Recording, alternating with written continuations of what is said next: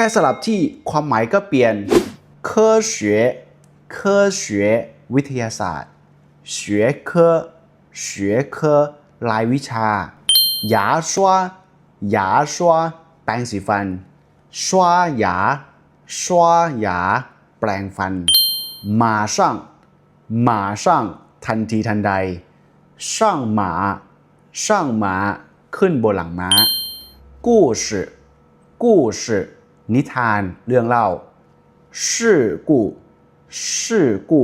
อุบัติเหตุเหนียวหน่ายเหนียวหน่ายนมวัวหน่ายเหนียวหน่ายเหนียวแม่วัวนมมี่เฟิงมี่เฟิงพึ่งเฟิงมี่เฟิงมี่น้ำพึ่งช่างโหลช่างโหลขึ้นตึกโหลช่างโหลช่างบนตึกหรือว่าชั้นบน